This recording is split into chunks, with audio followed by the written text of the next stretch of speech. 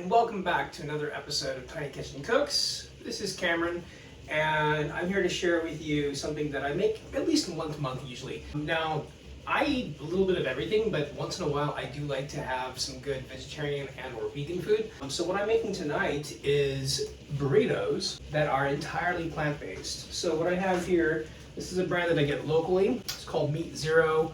Basically, you can cook it up any way that you would ground beef or ground pork. And to go with our burritos, of course, we've got tortillas. Basic spices include ground onion, ground cumin, garlic powder, salt, pepper, and then to build the burrito, we've got three other things that are, standard. Cheese, of course, which this is a combination of cheddar and mozzarella with a little bit of chipotle seasoning sprinkled in there. It's really good. Guacamole from our recent guacamole video, if you like that. And sour cream, if that's your game as well, but I personally like both. So let's get about. So when you purchase this and take it out of the packaging, this is what it looks like, essentially. So to that, we're first going to add our spices. And first of all, this is a new gadget. I'll see how it works. This is called a meat chopper. And they're super popular right now for doing any kind of mincemeat, so we'll see how it comes out. All right, so with that said, let me change the camera angle a little bit and I'll show you what we're doing. Okay, so I'll have to duck down a little bit so that you can see. But first of all, I'm going to incorporate all of our spices first. Okay, so cumin. I cannot say this enough. You actually need quite a bit of cumin. So into this, I'm going to add at least 2 tablespoons, maybe even 3. We'll see how it goes. About a tablespoon of garlic powder, if you can see that. Sorry, onion powder, rather, not garlic powder. We're not to the garlic yet. About a tablespoon, a little bit more. About a tablespoon of garlic. About a half a tablespoon of salt. Again, I'm using my pink Himalayan salt because that's what I prefer most, but hey, it's all good. You could easily use kosher salt, you could use sea salt, whatever you prefer. I'm just gonna spread that evenly all the way across. And then likewise, about the same amount of normal pepper. Okay. Now, a couple of things. When I made this in the past for some friends of mine, it was so good actually that they told me that they said they could not tell that it was not standard minced beef, we call it ground beef in America, or minced pork, or ground pork. It truly does taste as good. And this is why, like I said, anymore when I make burritos, this is my kind of go-to. All right, so first, using my newfound gadget, I'm gonna just try to mince everything together.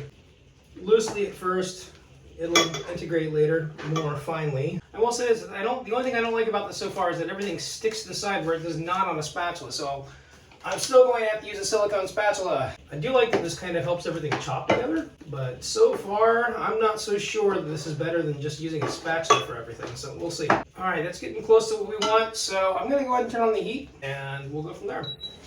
I'm going to start off at about 140 centigrade, and we will reduce that in a little bit. This is just to get it brown. So now just using the spatula, I'm just going to go ahead and stir things around a bit. So what I kind of like to do at first is that I like to kind of push everything down and let it get nice and hot and brown first. Just got a casualty there. Put that in the trash. All right, that's already starting to sizzle, which is nice. I did forget one major ingredient. I forgot my cayenne pepper. So add some chili powder. Sorry about that. Again, that's probably about a tablespoon-ish. All right, it's already starting to brown a little bit, and I'll see if this thing actually works. Okay, now as I suspected, I'm going to add a lot more cumin, but basically what I've got left in this bottle here. I will say this does kind of help break things up, but I don't like that it sticks to the sides of it. Didn't even turn it off. Try again. All right, I'm now going to turn this up to 160. That's centigrade, mind you.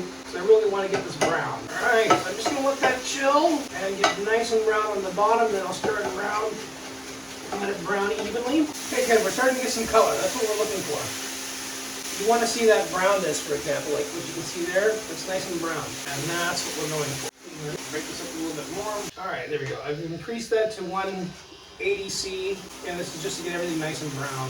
All right, so I've pressed that down evenly. I'm just going to let that chill. You'll see steam rise up a little bit. That's okay. That means that it's starting to brown, and then eventually we'll do a few more turns and get nice brown color evenly. Also, at this point in time, I just want to take a quick taste, see if I need to adjust anything in terms of seasoning. It's not going to be ready yet, but give me an idea. More cumin, more salt, a little bit more onion. So I'm going to add about a tablespoon more onion. I'm going to add, just to save time, instead of grinding it up fresh, I'm going to add about half a tablespoon more salt, and I need more cumin. Be right back with that. I gotta get a chair. Okay, so I need to refill my cumin jar. So in the meantime, I'm just going to use the bulk that I have, and again, we're going to add at least another tablespoon. That's starting to brown up nicely. Let's see how that does. Again, some of the joys of cooking in a tiny kitchen. Space is limited, and sometimes things fly. All right, this is nearly where we want it.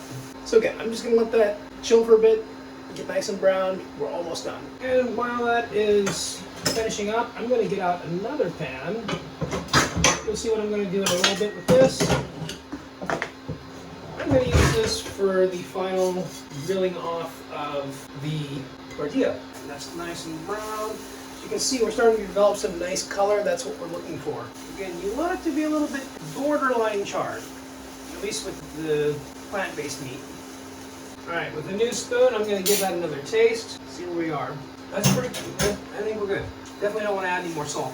Alright, so for a final quick sear, I'm going to put it on 200°C, and then for about a minute and a half, stir everything around until we get that nice darker brown everywhere. As such, as you can see, look at all that steam coming off. Alright, I think we've got it. I'll hold it up to the camera just a little bit. But here we go. If you look at that, if I hold back a little bit, that looks nearly the same as when I make beef tacos or beef burritos.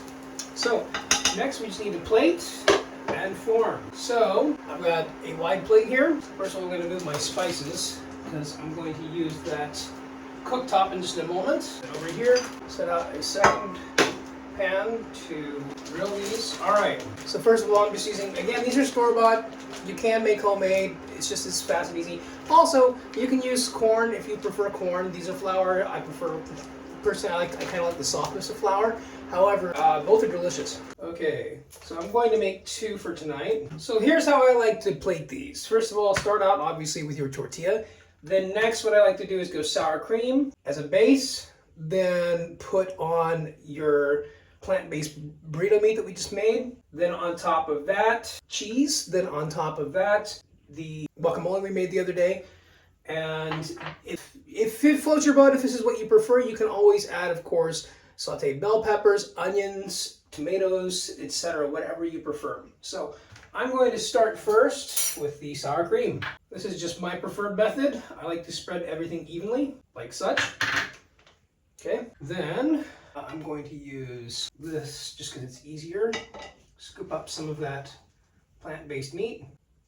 Okay, and on top of that, sprinkle on some cheese. And then on top of that, our guacamole. Okay, now here's how I plate burritos personally. I go to my sides first, left to right, like such. Then I roll inward and fold and pinch as I go along until you're left with a closed item. Okay, so that's now going to go into our pan over here. And we're going to repeat the process one more time. Okay, so for the final step, I'm just going to lightly toast or grill each of the burritos that I've made on each side. And then, ooh, I love what my hair's doing. Gotta love the humidity over here. Anyhow, here we go. I'm going to put this on about 160 and let that toast on each side. We'll see in a little. I'm going to turn this up to 200 centigrade. Too far. And again, we just want to lightly toast each side and make this like similar to like a Taco Bell grill stuffed burrito. That's what I'm going for. Okay, now that I see some steam rising up, let's check. Not quite time to flip, but close. Okay, that one's good. As you can see, we've got some color there. That's what we're looking for. Do the same thing on the other side, then we'll do it more or less evenly on all 4 sides. Okay, now it's toasted. Oops. Let's see if we can get this to stay. Use these tongs here. Looks good. Flip again. Looks good. Now I'm going to turn down the heat back down to about 140 degrees centigrade, and this will just toast everything evenly, give it a nice melt, etc. Okay. Now I'm going to turn that all the way down to 100 degrees centigrade and just let everything melt. and then we're almost done. All right, now for the final plating, I'm just going to, well, put it on a plate and then cut it crosswise. Let's give it a look. Okay. All right, turn everything off. Now I'm just going to slice this on a bias, see how it looks. All right, so as you can see, it's nice and melted. I think this is good to go. As always, let's give it a quick taste and see how it is. Nice and crunchy. Okay, so there you go. This is my completely vegan, plant-based burrito meat alternative. Obviously, it's vegetarian because I do use sour cream and cheese, but you could use alternatives if you wanted to make it completely vegan. There you go. Enjoy, look at that. And as always, thank you for watching Tiny Kitchen Cooks. Ding! As always, like and subscribe. Best wishes to you all.